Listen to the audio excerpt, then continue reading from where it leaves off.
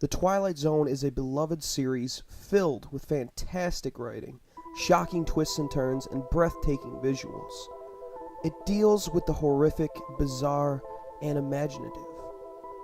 This is my top 10 episodes from one of television's best series of all time. At number 10, we have 22. 22 is the terrifying tale of a woman in a hospital suffering from exhaustion. She has a reoccurring dream about taking a lift to the hospital morgue, where a cold and calm nurse waits for her with the same statement: "Room for one more, honey." What I like so much about this entry is the incredibly different tone it sets away from the rest of the series, mainly due to budgeting issues. For instance, the entire episode was filmed on videotape, making the acting and the musical score almost surreal and unsettling in a way that, despite having a much bigger budget, the other episodes of the series just couldn't mirror. The most notable thing a viewer might take from this episode is the staggering powerlessness we feel alongside Liz, 22's protagonist. At number 9, I have The Living Doll. This one's about a frustrated father that goes to battle with his stepdaughter's talking doll, whose quotes are, "I hate you," and, more famously, "I'm going to kill you." Something straight out of the terrors of a child looking at one of his grandma's antique dolls late at night. The Living Doll is a terrifying look at domestic abuse. I appreciate how well it conveyed its message as well, considering that was a very sensitive topic of the time. Talking Tina, the doll in this episode, is a guardian angel of sorts, promising to protect the family from the abusive father. Now, what makes The Living Doll one of my favorite episodes is the message it sends to the viewer, as I mentioned earlier. At number 8, we have The Invaders. I love this episode for different reasons. It's about a woman who lives in a rural farmhouse. She discovers a small spaceship filled with tiny alien creatures on the roof of her home. What ensues is a suspenseful battle between her and the creatures. The Invaders is basically an episode-length climax in a sci-fi horror film. Constant tension and conflict make for a very exciting episode that doesn't disappoint with the series' trademark ending twist.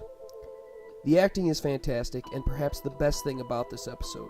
Agnes Moorehead, best known as Endora from Bewitched, really lets her talent shine in The Invaders, as it relies heavily on her ability to convey emotion through her body language, given the lack of dialogue. A personal note I'd like to make is the overall design of the episode.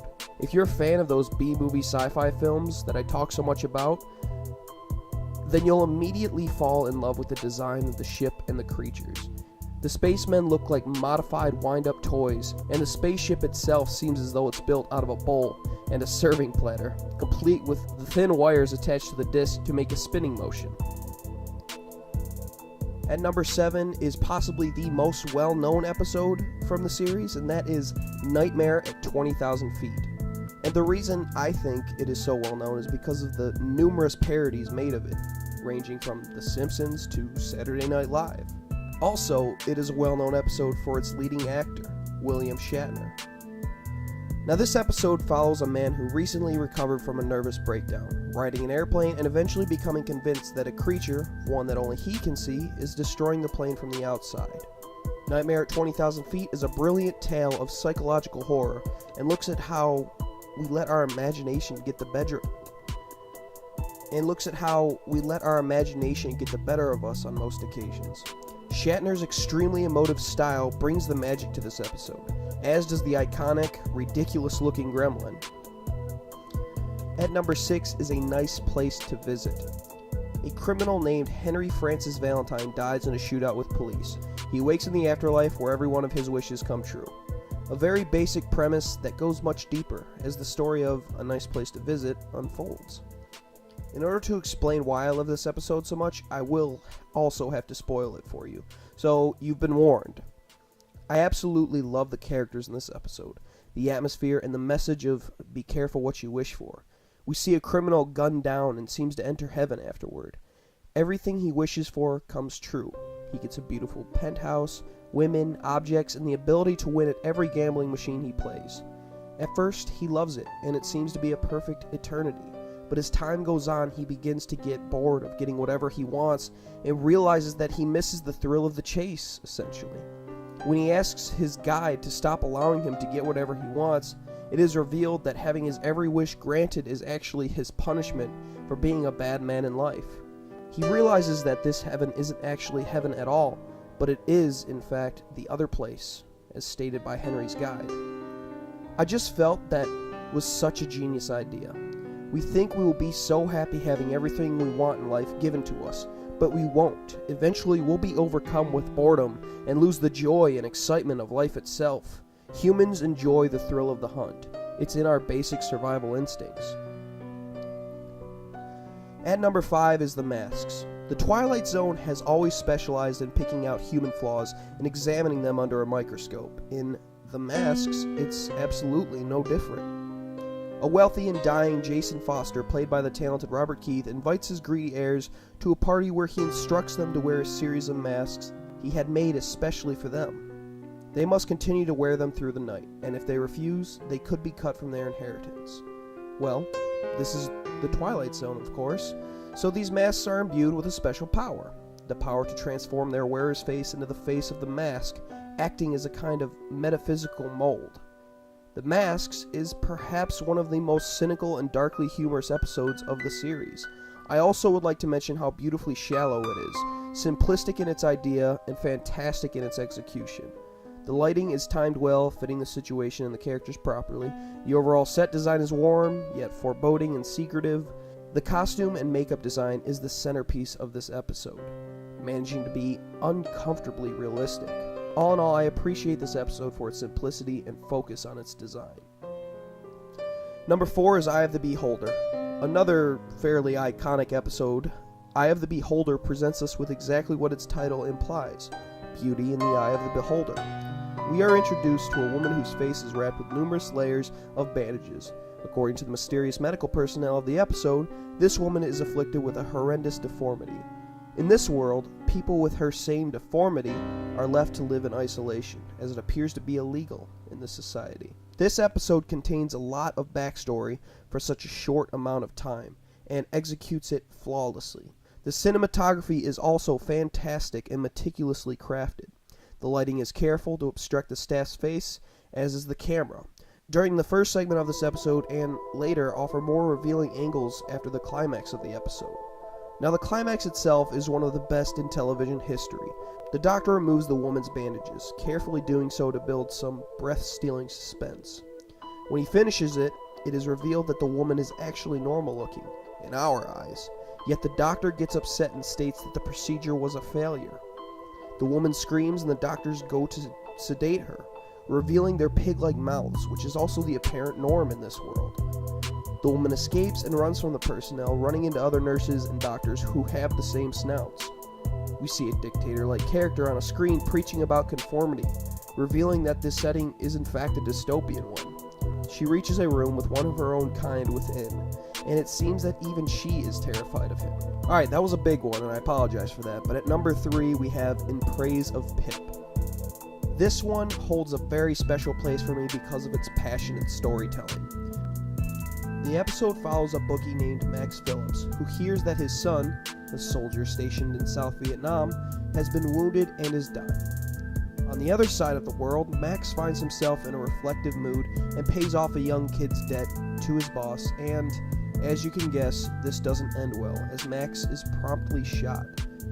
Max is soon given the opportunity to spend one last hour with his son at an amusement park, except his son is 10 again. Eventually, Max offers his life in exchange for saving his son, and, like him, Mother Nature claims her debt and Max dies, but Pip is saved. The talented Jack Klugman gives an impassioned performance as Max, and really shines in his scenes with the young Billy Mummy. Every moment of the episode after the father and son have the reunion is heart-wrenching in the most beautiful way, and that is precisely why it is in my top 3 of my favorite episodes. At number 2 is Walking Distance. This one is so great because it plays on a flaw that doesn't really feel like a flaw at all. Nostalgia. A man revisits his childhood, literally. Martin Sloan, a VP of an ad agency, travels back in time, arriving just a mile and a half outside of his childhood home. When he arrives, he runs into his childhood self, and his parents. He realizes that he has, in fact, traveled back in time. What is so fantastic about this episode is the effect it has on its viewers, especially the elderly, who find themselves thinking about going back to their childhood where each day was good and all we had to worry about was what fun things we could do that day. In summary, it's an emotional episode, to say the least. A fantasy I'm sure many of us think about. The ending of this episode tells us that there are moments in our adulthood that are worth enjoying, and if we don't go out and seize those moments, we're likely to miss them. And while we shouldn't forget the good times we've had, we should also not forget to have them now. Alright, at number 1, and I'm sure so many people agree with me, Time Enough at Last. This is perhaps the most famous episode of The Twilight Zone.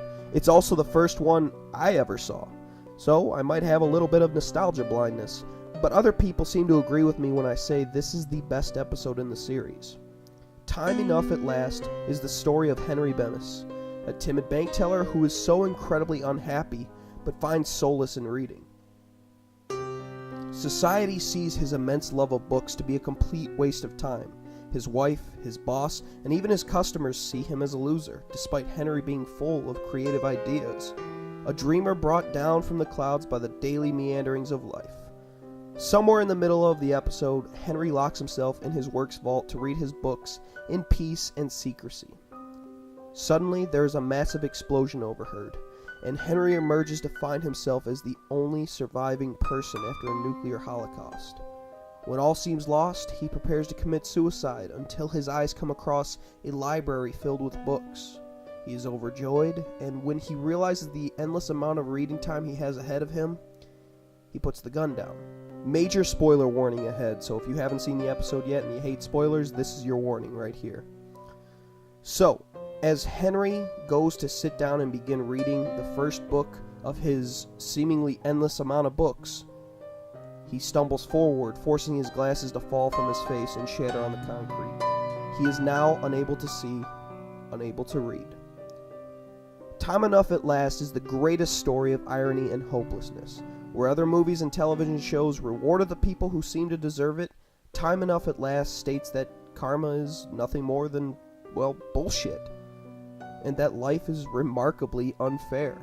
The set design is incredible, the characters are unforgettable, and the writing is one of a kind, even to this day. Other shows and even movies have tried to mirror the impact of Time Enough at Last, but could never quite hit the mark.